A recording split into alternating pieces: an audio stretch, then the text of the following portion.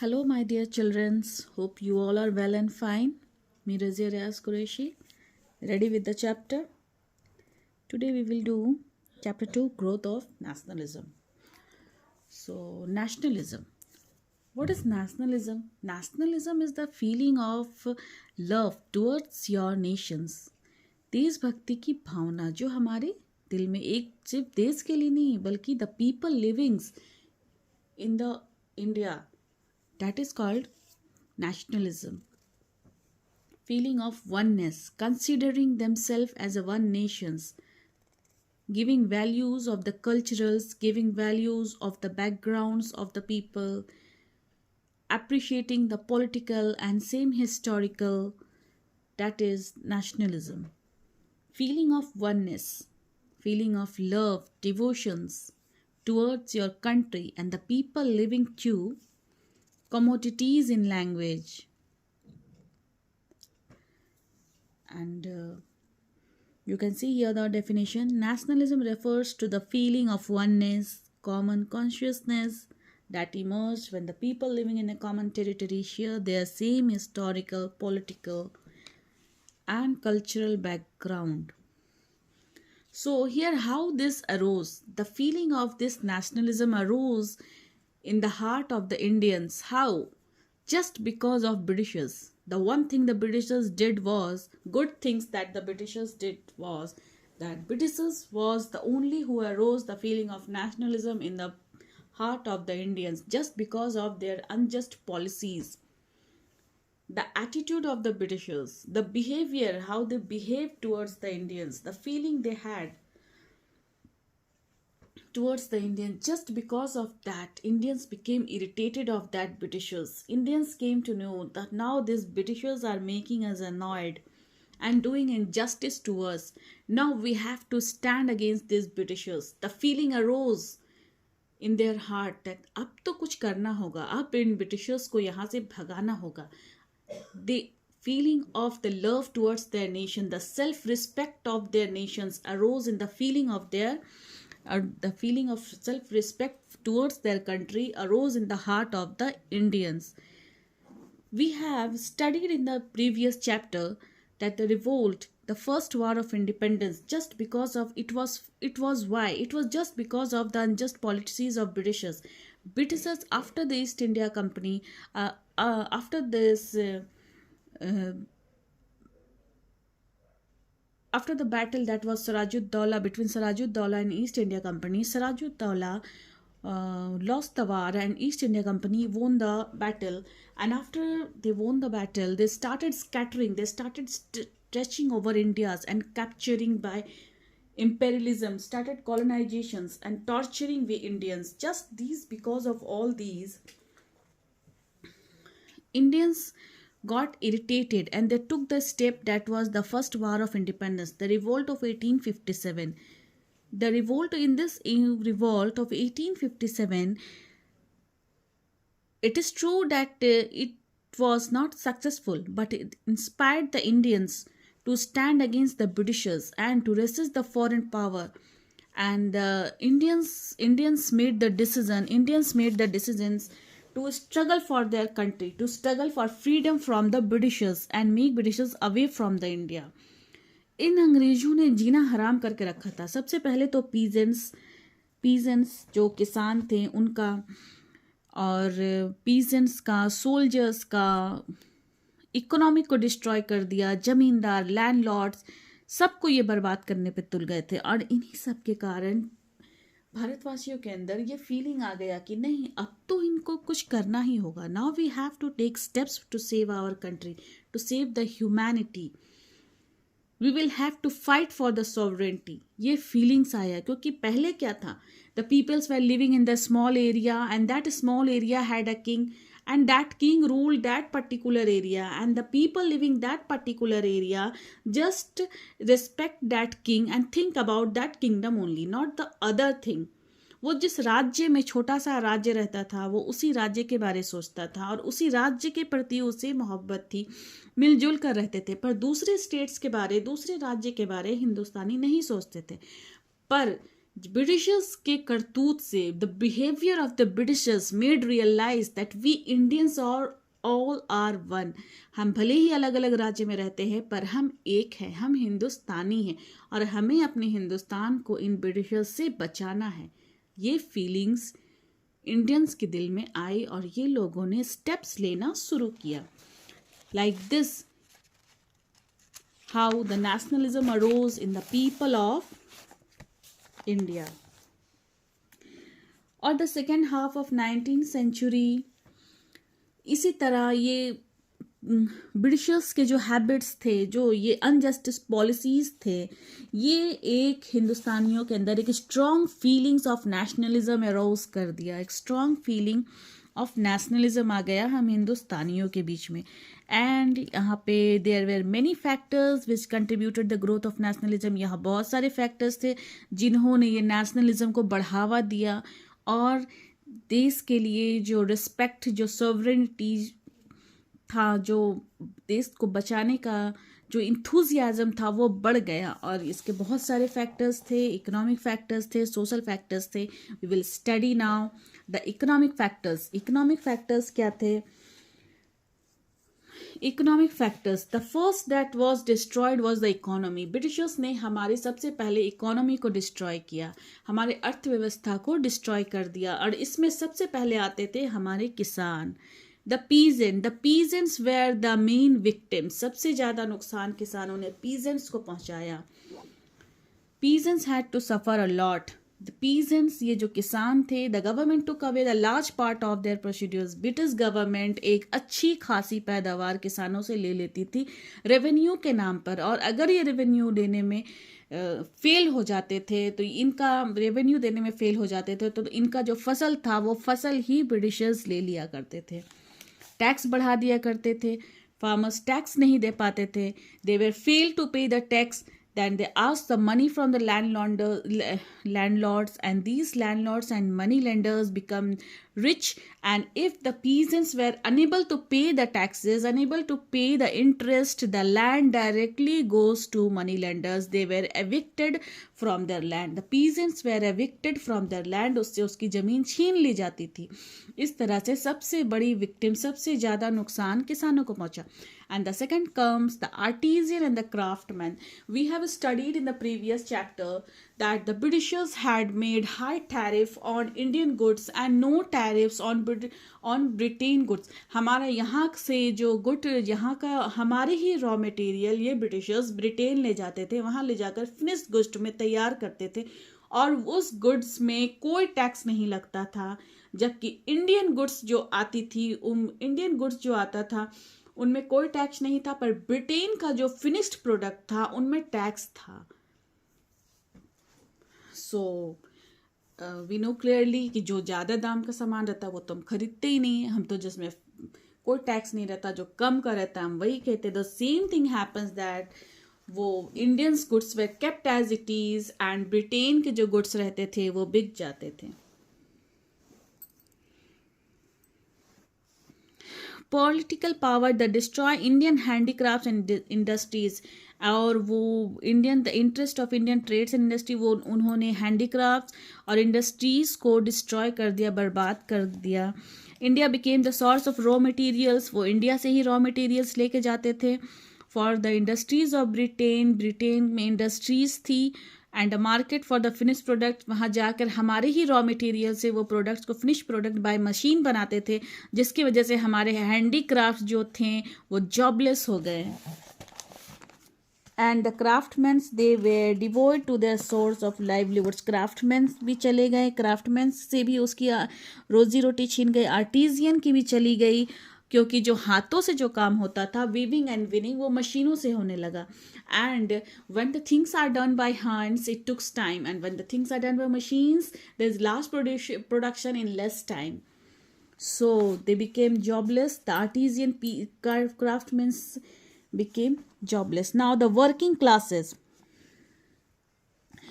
working classes, the new social classes in India, the working classes, they were exploited by the factory owners. Working classes, हमारे owners तो Britishers ही होते थे, क्योंकि जो एक अच्छी पोजीशन सिर्फ ब्रिटिशर्स को मिलती थी, इंडियंस को तो अच्छी पोजीशंस मिलती ही नहीं थी, इंडियंस को तो हमेशा लो माना जाता था, और इसकी वजह से वो एक्सप्लॉइट करते थे, गंदी बिहेवियर रखते थे इंडियंस के साथ, हुए generally English mens. Although they formed a small section of populations, वो एक ब्रिटिशर्स ज़्यादा नहीं थे, हर फैक्ट्री में कम ही रहते थे, पर वो भारतीयों पे ही भारी पड़ते थे। Their outlook and interest on the social outlooks, though the factories were located in cities, all the factors made their political thinking far more significance and numerical state. तो ये सब भी कारण के चलते उनके अंदर ब्रिटिशर्स से घृणा बन रही थी। They started being away from Britishers and they started planning for this Britishers that something we have to do to get rid of this Britishers. This Britishers are capturing our India, our factories, our raw materials and our goods only। ये सब चीज़ तो हमारे ही ले रहे हैं और हमें ही बर्बाद कर रहे हैं। The educated Indians, though the Indians were educated, but still they were not given the respect, the sovereignty which they deserve. The only employment available to the educated Indians was government service, in which competition was high. We have listened this government service, government exam, government service. When we get government service, we have to give a lot of sacrifices. There is a competitions, and very strict competitions and very low chances of getting the job. So the same thing was at that time, and competitions was high and chances of promotion was very weak. They had hoped that British capitalism would develop the Indian productive forces done for Britain interest. और वो Britishers जो भी करते थे बस भले ही Indian से सब कुछ लेते थे, but they think just only for the upliftment of Britain and not for India. British policies were keeping Indian economy की बैकवर्ड। इंडियंस के अपलिफ्टमेंट के बारे ब्रिटिशर्स कभी नहीं सोचते थे, ये ब्रिटिशर्स सिर्फ ब्रिटेन के बारे ही सोचते थे। And the getting government job for the Indian was very less, very weak. The competition was very high, and Indians they didn't have the scope of learning much more learning, because Indians में schools and colleges की कमी थी। But Britishers जो थे वो Britain के institutes में पढ़ते थे, तो उनके ज़्यादा चांसेस रहते थे गवर्नमेंट जॉब्स के लिए, जबकि इंडियंस के पास बहुत कम फैक्टर्स थे पढ़ने के। They had a lack of learning, they had a lack of schools and institutions so that they can get much more knowledge. Thus, the only employment was given to the Indians wherein government service competition was very high and chances of promotion was very less. So the Indians was treated always low. All sections of the society felt that the economic salvation lay in freeing themselves from the British rule. अब इसी वजह से Indians के अंदर ये feeling आ गया कि अब इनकी स्लेवरी नहीं करनी है और हमें ब्रिटिश रूल से आज़ादी चाहिए। We want to be out of this slavery of this British rule. And Indian became together, सब इंडियंस एकजुट होने लगे, सब उसके अंदर नेशनलिज्म की स्पिरिट आ गई कि now we have to think something, now we have to take strong steps to get rid of these Britishers. Now, repressive colonial policies. Here, colonial policies. यहाँ ब्रिटिशर्स तो अन्याय पे अन्याय कर ही रहे थे। ब्रिटिशर्स ने इंडिया को कॉन्कर्ट कर लिया, इंडिया पे रूल करने लगे, वो भी अपने फायदे के लिए, just for their own interest. And the unjust policies, they started doing their unjust policies and just thought about the upliftment of Britain. These Britishers, through their unjust policies, they became the major barrier of India's economic, social, cultural and intellectual and political development. Political development को भी इन्होंने ख़त्म कर दिया। अब यहाँ पे ये कौन सा काम करते हैं देखिए, यहाँ पे ये है लॉर्ड लिटन। ये बहुत ही बदमाश ब्रिटिशर्स है, एक ब्रिटिश है, बहुत बदमाश है ये Lord Lytton. Very cruel man. What he did, he declared Queen Victoria as the Queen of Delhi, and उसके वेलकम के लिए एक अच्छी खासी रकम उन्होंने खर्च की, दिल्ली को पूरे सजा दिया। दिल्ली को पूरा सजा दिया। और दिल्ली के किनको पैसों से सजाया, किनके पैसों से सजाया? हम इंडियंस के ही पैसों से सजवाया, इंडियंस के ही पैसों से सजवाया दिल्ली को। Spend on the event but nothing was done for the Indians. Indians के लिए कुछ भी नहीं किया। लैक्स ऑफ रुपीज उन्होंने वेस्ट किया। क्यों? जस्ट उसके क्वीन विक्टोरिया के वेलकम्स करने में। इसकी वजह से इंडियंस बहुत एंग्री हो गए। Indians got very angry because उनके खून पसीने की कमाई को किसी अंग्रेज के वेलकम में इन्होंने वेस्ट कर दिया। और फिर लॉर्ड लिटन ने क्या किया देखिए, वर्नाकुलर प्रेस एक्ट किया 1878 में, sorry, vernacular press act. Vernacular means local language में प्रेस छपती थी, जैसे बंगाल में बंगाली में छपती थी, कर्नाटका में केरल वहाँ की भाषा में छपती थी, महाराष्ट्र में मराठा में छपती थी। इस तरह से ये प्रेस छपती थी। तो इन लोगों से इनकी आज़ादी छीन गई, प्रेस वालों से। It was declared that none of the press can press anything against the Britishers that would bring the unsatisfaction to the Britishers. Britishers के खिलाफ कुछ भी नहीं छापना है। अगर कुछ छापा तो उन्हें उसकी सजा मिलती थी। उन्हें वो राइट ही नहीं था। They was not given the right to press anything. The liberty was taken away from the journalist. Oh, Britishers, nothing they can press anything that could bring dissatisfaction against the British government. And the next was the Arms Act, the Indian Arms Act 1878. This is that Indians were not allowed to keep arms with them, rather the Britishers can keep. Britishers को आज़ादी थी arms रखने की अपने पास, पर Indians को नहीं थी। ये भी एक वजह बनी कि उनके अंदर ये फीलिंग्स आया कि ये ब्रिटिशर्स अन्याय पे अन्याय कर रहे हैं। They are doing just and justice by introducing these policies. And now here what on the ICS civil service. Civil services, the examinations of civil service, the age was reduced by 21 to 19. This is the most tough exams that are conducted here also, that are conducted nowadays also. We know this UPSC, IAS exam. These are civil service examinations, and there in a good preparation is required for this exam. This is the toughest exams. So age limit is also should be accurate. So these Britishers, what they did, they reduced the date, they reduced it age from 21 to 19। 21 साल में तैयारी करने में अच्छी होती थी, पर इन्होंने क्या किया, 21 से सीधा 19 साल कर दिया। ये इंडियंस कुछ ना कर पाए इसी वजह से। ये एक टफ एग्ज़ाम होता है बच्चों, ये हम सब जानते हैं। इसमें बहुत तैयारी करनी पड़ती है, बहुत सारे एग्ज़ाम्स होते हैं इसके लिए। पर उस वक्त के ज़माने में सोचो, उस वक्त तो इंटरनेट भी नहीं था, इतने सारे कोचिंग्स, अभी तो बहुत सारे there are many favours we can join. बहुत सारे कोचिंग्स है, टीचर्स है अच्छे अच्छे, जिसके आपके समझ में आते हैं, आप उसके ट्यूशन्स लेके पढ़ सकते हैं। But at that time there was not such a facilities. पर अंग्रेज सोचते थे कि अगर ये एग्ज़ाम क्लियर कर लेते तो इन्हें एक अच्छी पोजीशन मिल जाएगी और ये हमारे फैसलों को नकारने लगेंगे। इस वजह से इन्होंने क्या किया, it reduce the age limit 21 to 19 so that this Indians would not come to at this stage and it make it difficult for Indians to compete for it. Simple. And the import duties on British textile were removed, not improved, removed, sorry। Britishers जो Britain से जो goods आती थी उन पर कोई tax नहीं होता था। And it proved harmful for the Indian industry, और ये इंडियन इंडस्ट्री पे बहुत भारी पड़ा। अब यहाँ पे एल्बर्ट बिल पास हुई। What was this Albert Bill? The bill provided for the trial of British or European persons by Indian. By the act, the British tried to introduce equality between the British and Indian judges in India. सिर्फ कहने को ये equality थी, equality थी नहीं कि British और Indian जजेस इक्वल होंगे, दोनों जजेस के पावर एक होगी। बट ये भी ब्रिटिशर्स ये सर सीपी एल्बर्ट ये लॉ पास किए थे, बट इसे भी अप्रूव्ड नहीं किया गया। ब्रिटिशर्स कहें कि Britishers viceroy refuse to accept this bill and started defense association. The government ultimately withdraw the bill. Government में इस बिल को एक्सेप्ट नहीं किया। Even the racist attitude of the British in India, it made it clear to Indians that the justice and fair play could not be accepted where the interest of the European community were involved. Britishers stood against this Albert Bill. इस Albert bill के खिलाफ British government ने इसे मानने से इनकार कर दिया।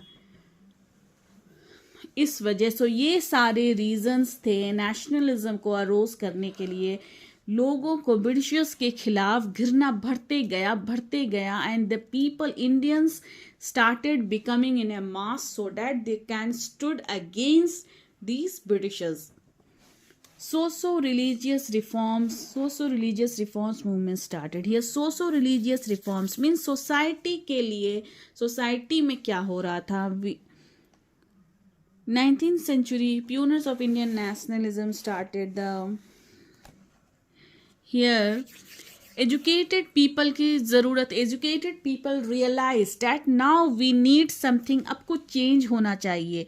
There should be change to reform the religion and society. अब लोगों को एक होना होगा, अब हम लोगों को एक होना होगा, अब कुछ चेंजिंग लाना होगा, अब कुछ स्टेप्स लेना होगा। अब सोशल्स को भी, सोसाइटी में भी कुछ ऐसी चीज़ें हैं that we have to remove, जैसे अनटचेबिलिटी, कास्टिज्म, ये सब छोड़कर हमें ऊपर उठना होगा। And we have to think for upliftment of our country, not just for the caste, religion and creed. इन सब से उठकर हम लोगों को कुछ फैसला लेना होगा।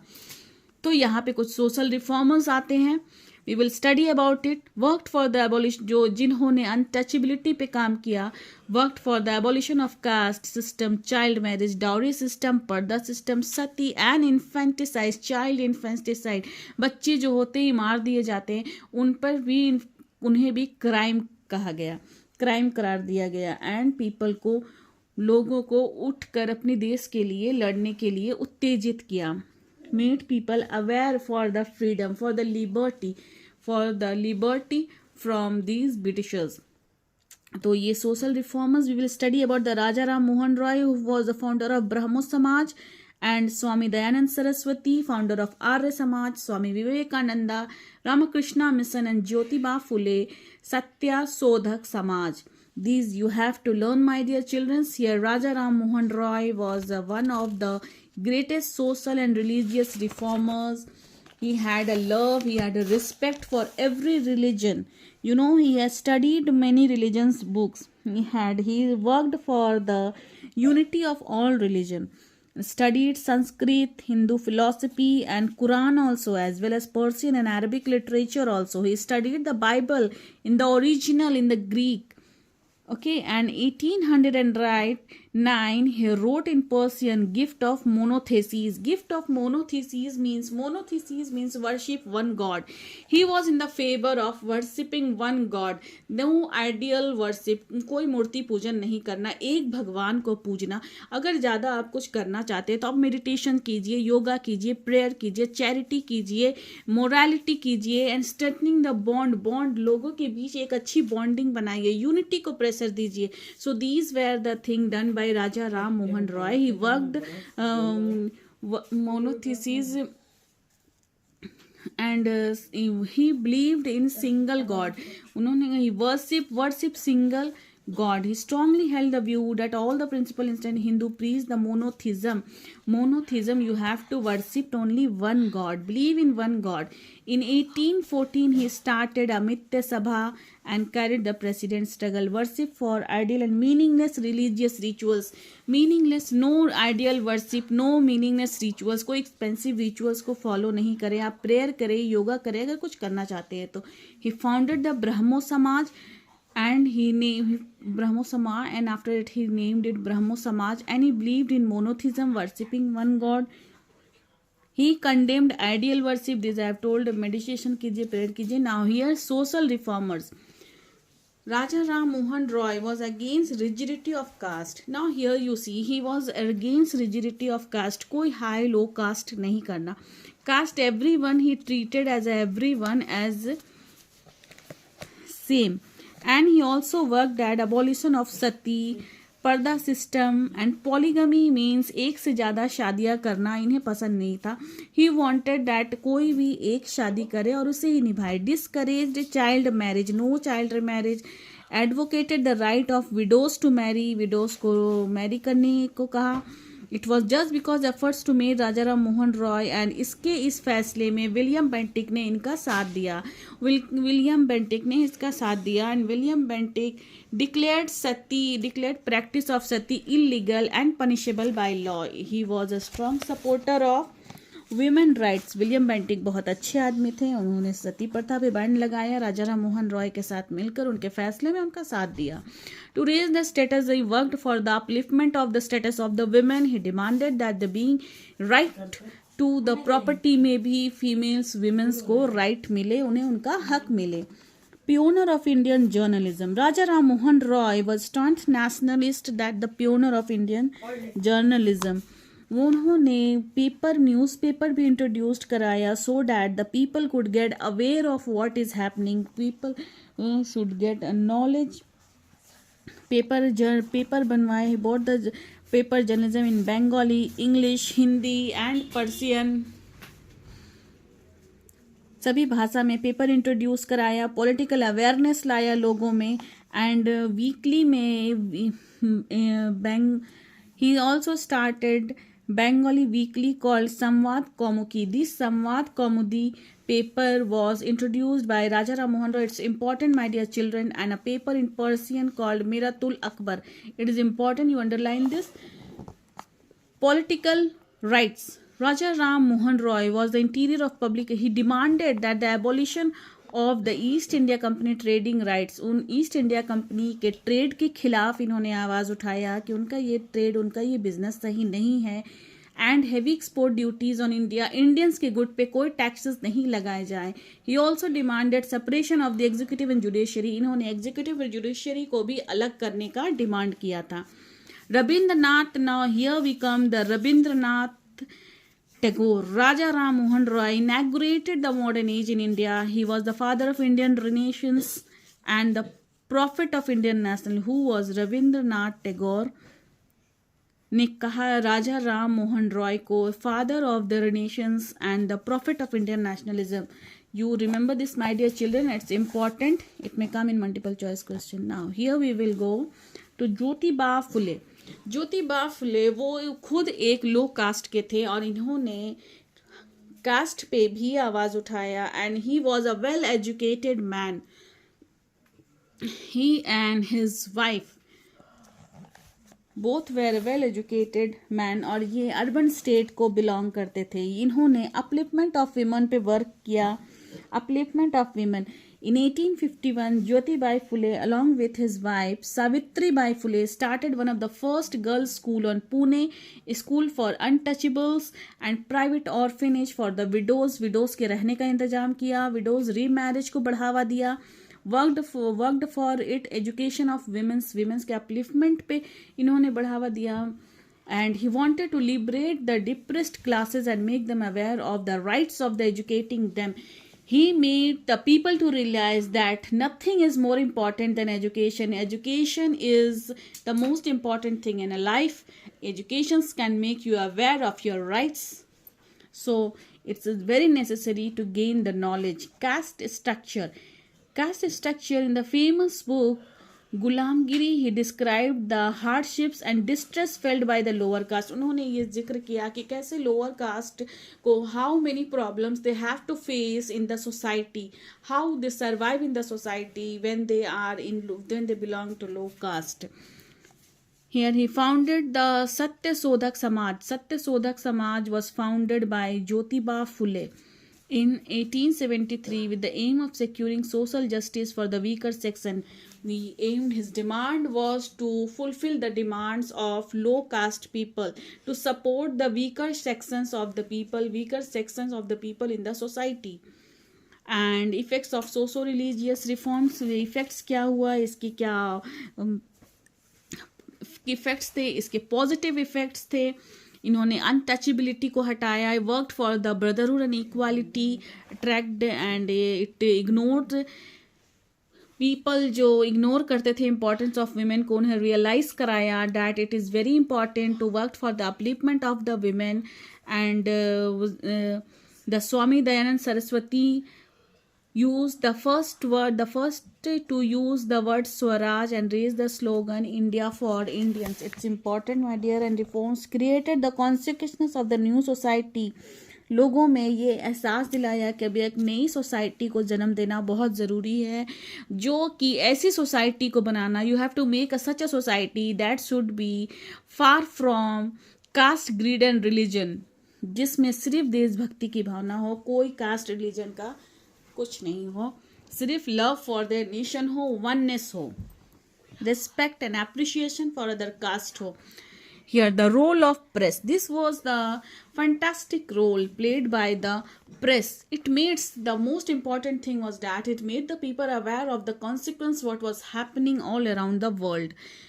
Many of the papers were there, like Bajar Patrika, the Bengali, the Tribune, the Pioneer, the Times of India, the Hindu, and the Statesman in English. Many of the press, many of the papers are still now working, and these newspapers played a significant role in developing a strong national sentiment among the Indians. It did so in the following manner. When the people started reading newspaper, India realized about the freedom, India realized about the unity, development, and national sentiment rights. People became aware of the unjust policies of the Britishers. It was through by the press only people got the patriotism and the modern liberal ideas, liberty, freedom, equality, home rule and independence spread among the people. लोगों के अंदर इतनी सारी feelings arose हुई. The press carried the daily criticism of the unjust policies of the British. People were getting aware of the behavior of the Britishers, the unjust policies of the Britishers.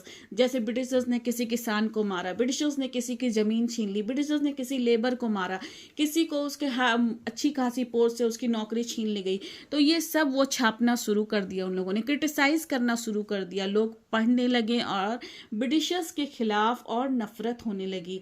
And the people started becoming aggressive towards these Britishers. The people, Indians, were becoming aware of the unjust policies of these Britishers. और इन यही सब कारण था कि लोगों के अंदर nationalism जागा, लोगों के अंदर प्यार जागा अपनी देश के लिए. And it made possible an exchange of views among different social group. और सबकी सोच बदलने लगी, सब दूसरे ग्रुप्स में जो रहते थे सब एक होने लगे. And they came to know that what are happening. British showed that also they came to know about the unjust policies of the British, and it made Indians aware of what was happening in the world. The awareness helped them to understand the political social development. और उससे पता चलने लगा कि किस तरह से ये ब्रिटिशर्स इंडियंस पे जुल्म कर रहे हैं और इन्हें किस तरह से ये प्लानिंग करने लगे, एक मास में आने लगे कि कैसे इन ब्रिटिशर्स से हम छुटकारा पाएं. So the steps other countries, उन्हें पता चलने लगा कि कौन सा स्टेप्स अदर कंट्रीज ले रही हैं. They came to know about the steps that what they are taking against this Britishers. And they came to know about the ideas of the Britishers, and they started organizing their political movement. Now, precursors of the Indian National Congress. Here comes Indian National Congress. अब Indian National Congress आती है. देखो, इन Britishers के तो इतने सारे हमने देख लिए ये लोगों ने कौन सा किया. अब यहाँ पे इंडियन नेशनल कांग्रेस अपनी बेस बना रही है. तो ये बेस कहाँ से बनता है? ये first political association to be started in the London in by was the landlords. First land holders जो थे उन्होंने ये तैयार किया. सोसाइटी बनने शुरू हो गए. ये कोलकाता में पहली सोसाइटी बनी. फिर बहुत सारे सोसाइटी पीपल ग्रुप में सोसाइटी बनाने लगे और प्लानिंग करने लगे, डिसीजंस करने लगे, मीटिंग्स करने लगे. तो बहुत सारे सोसाइटी बनी. Indian society, British Indian association, east India association, Poona सार्वजनिक सभा, London Indian society and Indian association. And ये सारे बेस बने. These association worked at the base of formation of Congress. यहाँ पे कांग्रेस का बेस हुआ और कांग्रेस यहाँ पे फॉर्म्ड हुआ. अब यहाँ पे आती है east India association. The east India association was founded in London. East India association was found in London. और यहाँ पे लंदन में किसने इसे फाउंड किया था? इट वॉज फाउंड बाय दादा भाई नौरोजी. दादा भाई नौरोजी ये एक मेंबर ऑफ पार्लियामेंट थे. कहाँ के? ये लंदन के पार्लियामेंट थे. Dadabhai Naoroji was the brand ambassador, old brand ambassador of India. Dadabhai Naoroji use to introduce India into Britain. Ambassador किसे कहते हैं? जो किसी चीज को इंट्रोड्यूस करते हैं. जैसे दादा भाई नौरोजी इंडिया को इंट्रोड्यूस करते थे ब्रिटेन में. Dada Bhai Nauroji was also known as the Grand Old Man of India and was the brand ambassador of India. And this Dadabhai Naoroji use to introduce the problems of India into Britain. ये Britain को जाके India की हालत बताते थे और वहाँ पे इंडिया की बातों को रखते थे। And he wanted to place the true state of affairs in India, क्योंकि ये ब्रिटिशर्स तो सॉरी ये ब्रिटिशर्स तो झूठे थे, ये तो सही बात ब्रिटेन में बताते नहीं थे। तो ये Dadabhai Naoroji India he wanted to place the true state of affairs in India before the people of England so that the problems of the India में बी रिजॉल्व, सो इंडिया की प्रॉब्लम्स को solve हो सके। And the association had it branches in Mumbai, Kolkata and Chennai. Here Indian Association. The Indian Association was meant to be an all India movement, and it was started by Surendra Nath Banerjee. Please see the picture, my dear children. You will get the picture study also. And in his association, he was the first ICS. He was the first man who cracked the ICS examination of India, and he was nominated as the magistrate in Assam. And in his association he had lawyers, professional, educated middle classes as the member, and it had branches in Bengal and outside Bengal also. सब पढ़े लिखे लोग थे इनके group में, क्योंकि ये खुद मैजिस्ट्रेट थे आसाम के। इन्होंने खुद ICS एग्जाम को क्रैक किया। इंडिया में उस वक्त कुछ भी नहीं था बच्चों, फिर भी इन्होंने क्रैक किया। सोचो कितनी मेहनत की होगी इसने। And he also worked, the objectives of Indian Association was that strong body of public opinion, को एक अच्छी सी strong body banana, public body banana, and integration of Indian people on the basis of the common political interest, लोगों को एक करना political interest के लिए, ना कि कास्ट और रिलीजन से ऊपर उठ के पॉलिटिकल इंटरेस्ट के लिए लोगों को एक करना। Promote the friendly relations, Hindu Muslim को एक करना। मास पार्टिसिपेंट, लोगों को एक अच्छी तादाद में इकट्ठा करना। ये नहीं कि 2-4 लोग गए ब्रिटिशर्स के पास, ब्रिटिशर्स ने लाठीचार्ज किया और वो चले आए। एक अच्छी तादाद में create a mass union of the people, mass number of people, 1000-2000 के लगभग ऐसे पीपल को क्रिएट करना एंड गो ब्रिटिशर्स के सामने बात रखना, सो ब्रिटिशर्स भी डर जाए। And its achievement, it stood against the oppressive act, बहुत से एक्ट के खिलाफ लड़ा, जैसे licence act, arms act, vernacular press act, वो जो आर्म्स का लाइसेंस एक्ट था और वर्नाकुलर प्रेस एक्ट था, इन सब। और जो एज लिमिट इन्होंने कम कर दी थी उसके खिलाफ भी सुरेंद्र नाथ बनर्जी ने लड़ा, उसके लिए आवाज़ उठाई। And also took up the causes of the workers of the British owned plantations. Association fail to attain an all India charter, however वो फेल हो गई, पर तो क्या हुआ, Surendra Nath Banerjee he was associated as a magistrate in Assam, but he resign that post just because he thought that ये तो Indians के साथ इनजस्टिस हुआ, तो क्योंकि वहाँ पर भी इन्हें ब्रिटिशर्स की ही सुननी पड़ती थी, ब्रिटिशर्स के ही कहनों को मानना पड़ता था, जो कि इन्हें सही नहीं लगा और इन्होंने रिजाइन दे दिया। Now here comes Indian National Conference. अब Indian National Conference meetings held करने लगे, तो Surendra Nath Banerjee and all Indians National Conference at Kolkata. पहला कॉन्फ्रेंस कहाँ हुई? कोलकाता में। It was provincial, it offers the model of Indian National Congress which was form 2 years later. और बस इसी के 2 साल बाद इंडियन नेशनल कांग्रेस की नींव रखी गई। And both these body served at the same purpose, और इन्होंने इन्हीं पर्पस पे वर्क किया, अपलिफ्टमेंट ऑफ इंडिया के लिए वर्क किया, वेलफेयर किए, मीटिंग्स किए। And the Indian National Congress in December 1886। Here we will study the formation of Indian National Congress। अब यहाँ पे इंडियन नेशनल कांग्रेस किसी तरह से फॉर्म हो गई यहाँ पे। While the Indian leaders like Surendra Nath Banerjee, दादा भाई नौरोजी, फिरोज शाह मेहता, बदरुद्दीन तैयब जी and Justice Ranade were moving towards the formation of all Indian political body। अब यहाँ पे एक बॉडी बनाना चाहते थे ये लोग, जिसे इंडियन नेशनल कांग्रेस कहते थे। Luckily for them help in the direction came from a strange source. यहाँ पे ये एक बॉडी बनाना चाहते थे, एक ग्रुप बनाना चाहते थे, और लकीली इन्हें सपोर्ट मिला किसका? A.O. ह्यूम का, ऑक्टेवियन ह्यूम का सपोर्ट मिला। ये let's see, read this picture carefully. Indian civil service, he wanted to set up an organization that would draw government's attentions। और ये इस ग्रुप में शामिल होना चाहते थे। Hume wrote an open letter to the graduates of Kolkata University asking them to dedicate themselves to the service of the people by forming a union organization, a well-defined course of action. ये एक letter लिख के कहते हैं कि हमें एक body बनानी है जो कि अपलिफ्टमेंट करे, जो कि पीपल को अवेयर करे हर चीज़ों के लिए, एक पीपल को service they and well defined course of action करे.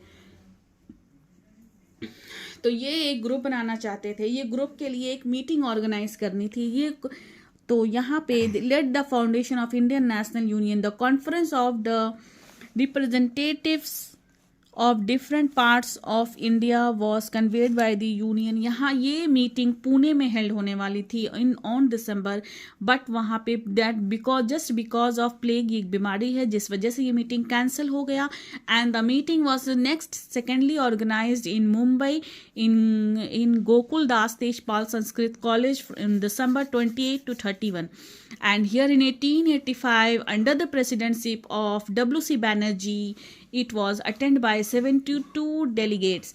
तो ये मीटिंग फर्स्ट कहाँ होने वाली थी? First this meeting was to be held in Pune, but it was refused and it was postponed, and it was next held in Mumbai December 28 under the leadership of Umesh Chandra W.C. Banerjee. Here thus the foundation of Indian National Congress was laid on December 28, 1885. The Viceroy Lord Dufferin favoured the formation of Congress. ये कांग्रेस के साथ आके जुड़ गए. ये देखो, ये Britishers were very clever, ये तुरंत आके इसके साथ जुड़ गए.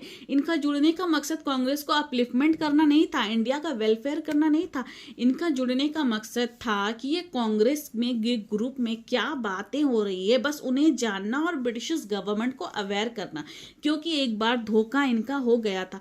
ये रिवॉल्ट, जिस तरह लोग एकजुट होकर जिन्होंने फर्स्ट वार ऑफ इंडिपेंडेंस किया, रिवॉल्ट ऑफ 1857 हुआ, ये Britishers were afraid so that this kind of revolt would not arose again, just to get a safety world.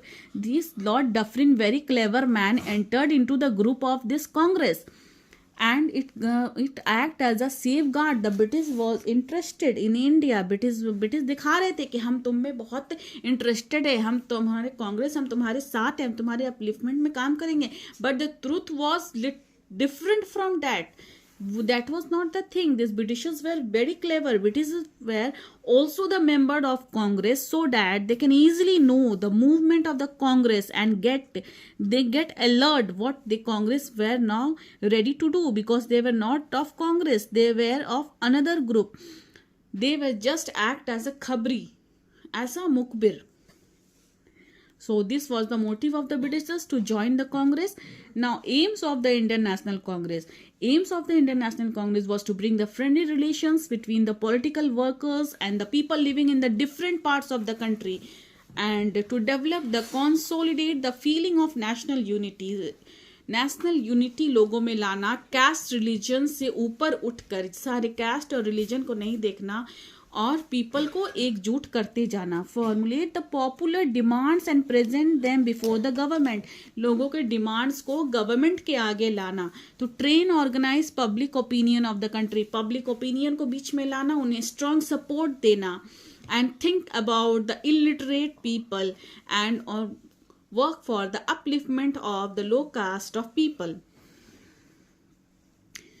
Congress held its session every year in December. हर साल दिसंबर में ये session होने लगा.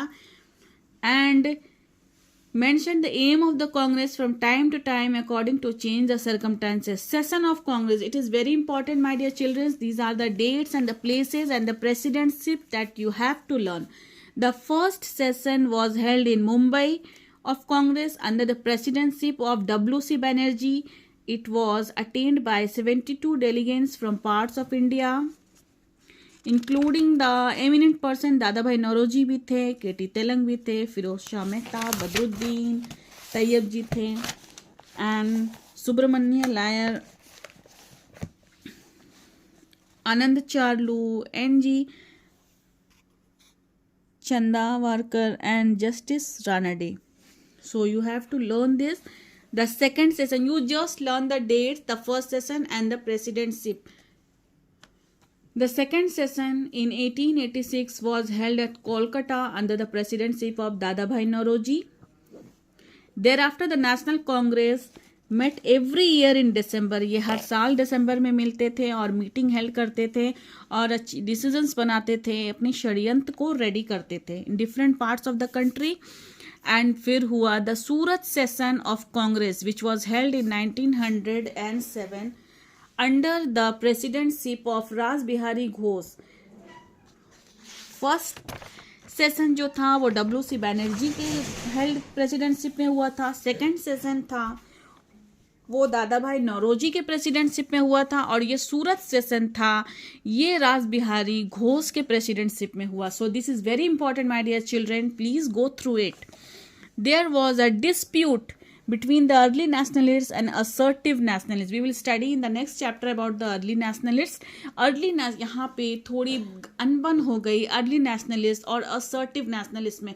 early nationalist वो थे जो prayer petitions और protest करते थे, जो सोचते थे कि हम ब्रिटिशर्स से बात करके मीटिंग करके उनसे प्रेयर करके उन्हें लेटर लिख के ही हमें आज़ादी मिल जाएगी.